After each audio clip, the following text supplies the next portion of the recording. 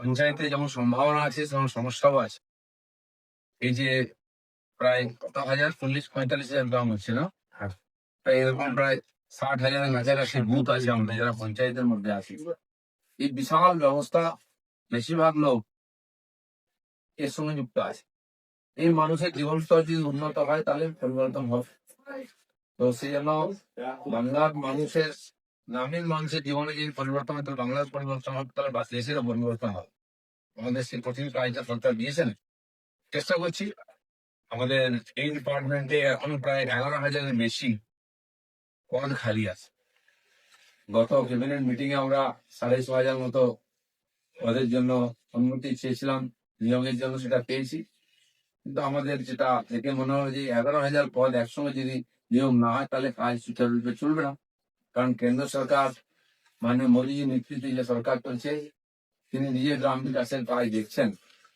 বিশেষভাবে গ্রামে অধিক পয়সা দিয়ে জীবনে গতি আনার চেষ্টা হচ্ছে। একাধিক প্রকল্প সাধারণ মানুষের জীবন পরিবর্তনের জন্য পঞ্চায়েতের মাধ্যমে যাচ্ছে। তাই পঞ্চায়েত ব্যবস্থা আর সাবলীল হোক, দুর্নীতি মুক্ত হোক, সচল হোক, এটা যেমন মাননীয় মোদী চান আমরাও চাই। গ্রামীণ বিকাশের গ্রামীণ ভারতের যদি বিকাশ না হয় তাহলে নতুন ভারত তৈরি হবে না, ভারতের উন্নয়ন হবে। সেজন্য পঞ্চায়েত ব্যবস্থার বিশেষ গুরুত্ব আছে। আজকে যে ইদানিং কয়েকটি সিদ্ধান্ত আমরা নিয়েছি মাঝখানেকের মধ্যে, কিছু কিছু আপনারা জানেন, কিছু আমাদের কাছে আজকে ঘোষণা হচ্ছে নেক্সট কি করবো। আমি সেটা একটু পরে আপনাদের প্রথম শুনে দিচ্ছি তথ্য এবং এগুলো, তারপরে আপনাদের বক্তব্য বা প্রশ্ন থাকলে উত্তর দেওয়ার চেষ্টা করব। গ্রামোন্নয়ন সংক্রান্ত প্রেস বিজ্ঞপ্তি, এটা কেন্দ্রীয় প্রকল্প সমূহ পঞ্চায়েত ও গ্রামোন্নয়ন টি&আর দপ্তর রাজ্যের সমস্ত প্রধান কেন্দ্রীয় প্রকল্পগুলি পুনরায় চালু করেছে, যেমন এমজি, এনআরইএসজি, জিএস, পিএমকেওয়াই, জি, পিএমজিএসওয়াই, ডিএওয়াই, এনআরএলএম, আরজিএসএ, এনএসএপি এবং কেন্দ্রীয় অর্থ কমিশনের আওতাভুক্ত প্রকল্পসমূহ। কেন্দ্র সরকার এই প্রকল্পগুলির জন্য তাদের প্রদেয় অংশের বরাদ্দ করাও ইতিমধ্যে শুরু করেছে। একাধিক ফান্ড আমাদের কাছে এসছে। প্রধানমন্ত্রী গ্রাম সড়ক যোজনা গ্রামীণ, ভারত সরকারের গ্রাম উন্নয়ন মন্ত্রকের এমপাওয়ার্ড কমিটি তাদের ২৭ মে ২০২৬ তারিখে অনুষ্ঠিত বৈঠকে এই প্রকল্পের অধীনে প্রায় ২,৭৯০ কিলোমিটার গ্রামীণ রাস্তা এবং ৪৫টি সেতু নির্মাণের নীতিগত অনুমোদন দিয়েছে। আনুষ্ঠানিক অনুমোদন পাওয়ার পর এই প্রকল্পগুলো বাস্তবায়নের কাজ শুরু হবে। কেন্দ্র এবং রাজ্যের অংশ মিলিয়ে প্রায় ২,৫০০ কোটি টাকার বিনিয়োগ এই রাজ্যের গ্রামীণ যোগাযোগ ব্যবস্থাকে আরো শক্তিশালী করার কাজে ব্যবহৃত হবে। মহাত্মা গান্ধী জাতীয় গ্রামীণ কর্মসংস্থান নিশ্চয়তার প্রকল্প ২০২২ সালের মার্চ মাস থেকে বন্ধ থাকার পর রাজ্যে মহাত্মা গান্ধী জাতীয় গ্রামীণ কর্মসংস্থান নিশ্চয়তা প্রকল্পের কাজ পুনরায় দ্রুত চালু হতে চলেছে। প্রায় ২.৫৬ কোটি জব কার্ডধারী মজুরিযুক্ত কর্মসংস্থান তৈরির লক্ষ্যে সমস্ত গ্রাম পঞ্চায়েতে এই প্রকল্পের কাজ শুরু হয়। পঞ্চায়েত ও গ্রামোন্নয়ন দপ্তর কর্তৃক প্রয়োজনীয় প্রশাসনিক অনুমোদন, সমক্ষমতা বৃদ্ধি এবং প্রশিক্ষণ কার্যসূচির কাজ সম্পন্ন হয়েছে।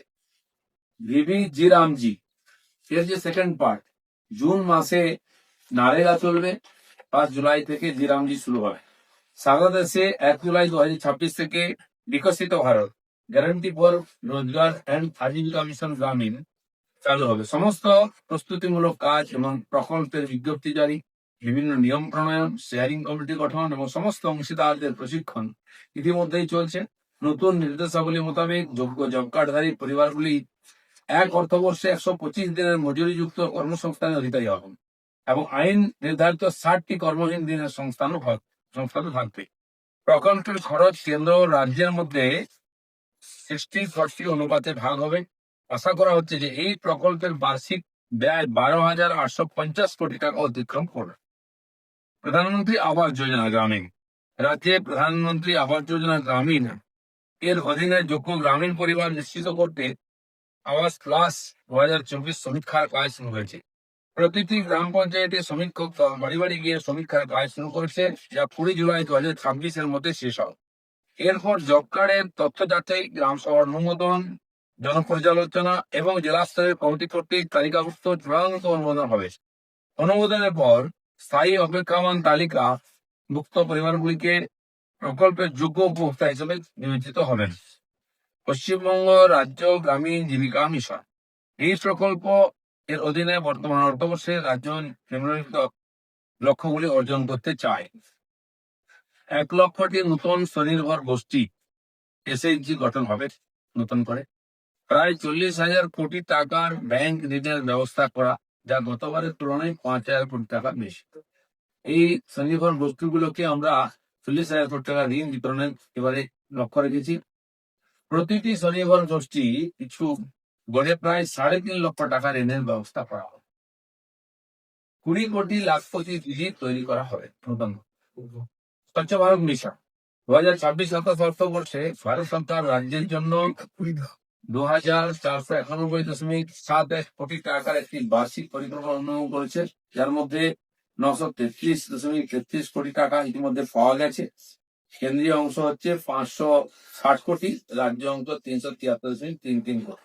এই বছরে দপ্তর প্রায় 7 লক্ষ IHHL নির্মাণ, 5,000টি কমিউনিটি স্যানিটারি কমপ্লেক্স স্থাপন, 70টি ফেকাল স্লাজ ট্রিটমেন্ট প্ল্যান্ট এবং 36টি প্লাস্টিক বর্জ্য ব্যবস্থাপনা ইউনিট স্থাপনের পরিকল্পনা করেছে। এছাড়া সমস্ত গ্রাম পঞ্চায়েতে কঠিন বর্জ্য ব্যবস্থাপনা সুবিধাগুলি মনোনয়ন করা হবে।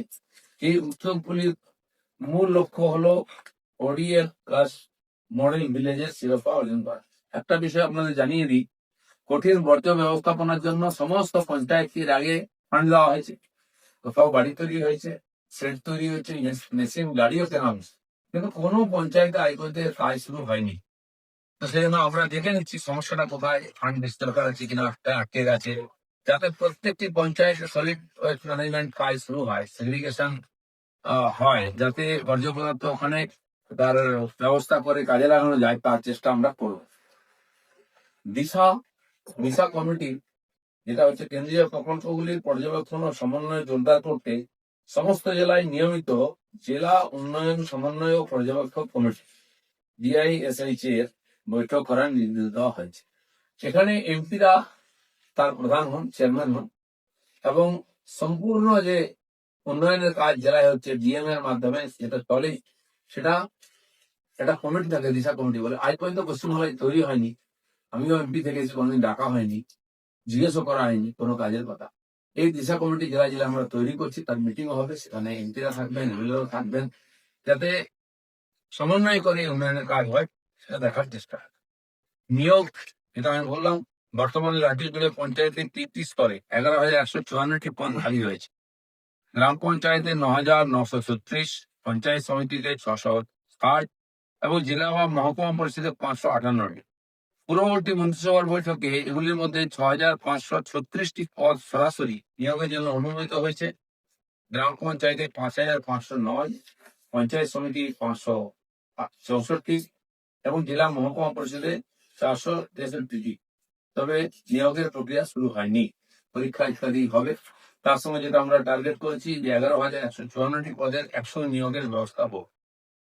পঞ্চায়েত ও গ্রাম উন্নয়ন দপ্তর কর্তৃক গৃহীত অন্যান্য প্রশাসনিক ব্যবস্থা সমূহ যাতে স্বচ্ছভাবে কাজ হয়, তার জন্য কিছু আমরা ব্যবস্থা নিয়েছি। জেলা শাসকদের নির্দেশ দেওয়া হয়েছে যে একই স্থানে 3 বছরের বেশি সময় ধরে কর্মরত PRI কর্মীদের বদলি করতে হবে। এরকম প্রায় 1100 বেশি কর্মী আছেন যাদের এই মাসে ট্রান্সফার হবে, যারা 3 বছরের বেশি পঞ্চায়েতের বিভিন্ন জায়গায় পোস্টিং পেয়ে আছেন, যাতে গতি আসে। এবং এই যে দুর্নীতির যে অভিযোগ আছে, প্রায় ব্যাপক দুর্নীতি জেলা স্তরে, জেলা পরিষদ এমন করে পঞ্চায়েতে যে হয়, সেটা যাতে কম করে তার জন্য এই ব্যবস্থা নেওয়া হয়েছে। সমস্ত গ্রাম পঞ্চায়েতের বিশেষ অডিট শুরু হয়েছে, যাতে আর্থিক ব্যবস্থাপনা ও প্রশাসনিক সমস্যাগুলির চিহ্নিতকরণ ও সমাধান করা যায়। নিয়মিত অডিট হয়, তার ব্যবস্থা আছে, কিন্তু তারপরেও আপনারা দেখছেন এত অনিয়মিত হয়েছে, দুর্নীতি হয়েছে। তাই বর্তমান পরিস্থিতিতে সমস্ত এই 3,339টা পঞ্চায়েতে ইমিডিয়েট অডিট করা সম্ভব নয়। তাই প্রায় 10% পঞ্চায়েত আমরা বেছে নিয়েছি, যেখানে স্পেশাল অডিট করা হবে কতটা ঠিকঠাক চলছে। প্রশাসনিক দক্ষতা বৃদ্ধি ও পরিষেবা প্রদানের উন্নতির জন্য কিছু গ্রাম পঞ্চায়েত ও ব্লকের সংযুক্তিকরণ বা বিভাজনের প্রস্তাব প্রস্তুত করা হয়েছে। ডিলিমিটেশন, যেমন বিধায়ক, বিধানসভা, লোকসভা, সেরকম আমরা পঞ্চায়েতে দেখি যে বহু জায়গায় 10টা 12টা আর সংসদ নিয়ে একটা পঞ্চায়েত হয়, আর এদিকে চৈত্রনা ইত্যাদি নদিয়াতে 25 থেকে 30টা সংসদ আছে, মানে ডবলের 3 গুণ বেশি বড় জায়গা এবং জনসংখ্যা নিয়ে সেই পঞ্চায়েত আছে। সেগুলোকে ছোট বড় করে একটা সমতা আনার চেষ্টা হবে, যাতে শাসন এবং বিকাশ ঠিকঠাক হয়। অংশদারিত্বমূলক পরিকল্পনা ও জনসাধারণের অন্তর্ভুক্তি বাড়াতে 5 জুন 2026 তারিখে রাজ্যের সমস্ত গ্রাম পঞ্চায়েতে গ্রাম সভা অনুষ্ঠিত হবে। এই গ্রাম সভা বন্ধ ছিল, কারণ যা কিছু প্ল্যানিং হয়, যা কিছু টাকা যাচ্ছে, তার ঠিকঠাক যাতে খরচা হয়, বিকাশের সমন্বয় হয়, সেই জন্য সমস্ত জায়গায় গ্রাম সভা হবে। কাল প্রথম গ্রাম সভার জন্য সমস্ত ভিডিও বলা হয়েছে, সমস্ত পঞ্চায়েতে গ্রাম সভা শুরু হয়ে যাবে কাল থেকে। যেখানে গ্রাম পঞ্চায়েতগুলি বর্তমানে কার্যকরী নয়, সেখানে জেলা শাসকদের নিরবিচ্ছিন্ন জন পরিষেবা নিশ্চিত করার নির্দেশ দেওয়া হয়েছে। আপনারা জানেন, গতবারের পঞ্চায়েত নির্বাচন লুটপাট করে টিএমসি সব জিতেছিল। ফলে মানুষের ইচ্ছার বিরুদ্ধে যারা নির্বাচিত হয়েছেন, তারা এখন পঞ্চায়েত বা প্রধান কেউই অফিসে আসেন না। বলে এই 1 মাস ধরে নির্বাচনের পরে আমাদের উন্নয়নের কাজ ব্যাহত হচ্ছে। সেরকম তার বিকল্প ব্যবস্থা কি হতে পারে, যারা আমাদের জিএমদের আমরা বলেছি বিকল্প ব্যবস্থা করে যে ফান্ডলেস তার কাজ শুরু করে, বা আগের যেসব টেন্ডার ছিল সেগুলোর কাজগুলো চলছিল বন্ধ হয়ে গেছে, সেগুলো যেন চালু রাখেন। যারা জনদোষের ভয়ে আসছেন না, তাদের ব্যাপারে পরে ব্যবস্থা নেওয়া যাবে। সমস্ত প্রধান গ্রামোন্নয়ন প্রকল্পগুলি স্বচ্ছতা ও দায়িত্ব বৃদ্ধি, সামাজিক নিরীক্ষা, অভিযোগ নিষ্পত্তি ও ডিজিটাল প্রশাসনিক ব্যবস্থার যথাযথ পর্যালোচনা ও সশক্তিকরণের কাজ চলছে। এই বিষয়গুলো আমরা জোর দিয়েছি, যাতে পরবর্তীকালে একই ধরনের অভিযোগ না আসে। এই কয়েকটি বিষয় আপনাদেরকে বিজ্ঞপ্তি আকারে বলার ছিল, সেটা আমি জাস্ট তুলে ধরলাম। বর্তমান পর্যন্ত আমরা কি কি করেছি বা করতে যাচ্ছি, এ ব্যাপারে আর পঞ্চায়েত ব্যাপারে কিছু জানাতে